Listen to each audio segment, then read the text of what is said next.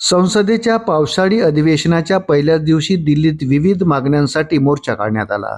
या आंदोलनात देशभरातील विद्यार्थी, तरुण आणि सामाजिक कार्यकर्त्यांनी सहभाग घेतल्याचा दावा आयोजकांनी केला। मोर्चा दरम्यान पोलिसांनी आंदोलकांना रोखण्याचा प्रयत्न केला।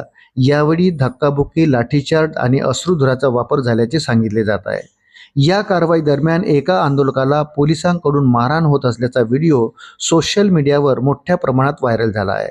या व्हिडिओतील व्यक्तीने आता प्रसार माध्यमांशी बोलताना आपल्यावर झालेल्या कथित मारहाणीबाबत गंभीर आरोप केले आहे। व्हायरल व्हिडिओतील आंदोलकांनी सांगितले की त्यावेळी सुमारे 15 ते 20 पोलीस त्याच्या भोवती जमले होते। त्यांच्यामध्ये एक महिला पोलीसही होती। काही पोलिसांनी त्याबाबत अपमानकारक शब्द वापरत याला पकडा असे म्हणत त्याला लक्ष्य केले असा त्याचा आरोप आहे। मी त्या ठिकाणी एकटाच उभा होतो, तरीही अनेक पोलिसांनी एकत्र येऊन मला मारहाण केली।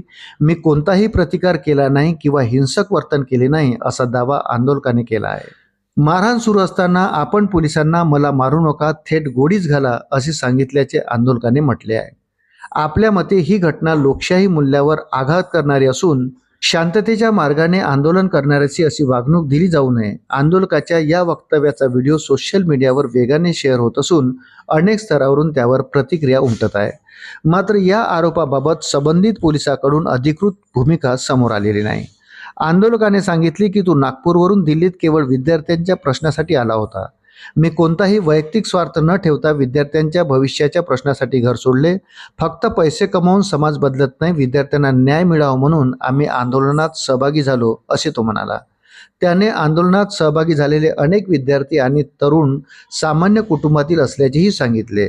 या आंदोलनामागे वैद्यकीय प्रवेश परीक्षेशी संबंधित कथित गैरव्यवहार, परीक्षा व्यवस्थेतील पारदर्शकता आणि शिक्षण व्यवस्थेतील सुधारणा यासारख्या मुद्द्यावर आवाज उठवण्यात आल्याचे आयोजकांचे म्हणणे आहे। केंद्रीय शिक्षण मंत्र्याच्या राजीनाम्याची ही मागणी करण्यात आली। विविध सामाजिक कार्यकर्ते आणि विद्यार्थ्यांच्या सहभागामुळे या आंदोलनाकडे देशाचे लक्ष वेधले गेले। मात्र आंदोलनादरम्यान झालेल्या पोलीस कारवाईनंतर या संपूर्ण प्रकरणाने नवे वळण घेतले आहे। आंदोलकाने आपल्या कथित मारहाणीची स्वतंत्र चौकशी करण्याची मागणी केली आहे।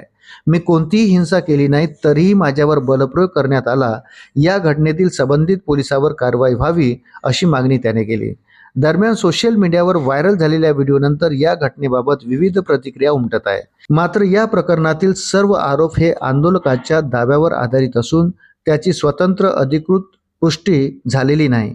पुढील तपास आणि अधिकृत निवेदनानंतरच संपूर्ण चित्र स्पष्ट होईल। अशाच नवनवीन अपडेटसाठी व्हिडिओला लाईक आणि चॅनलला सबस्क्राईब जरूर करा। धन्यवाद।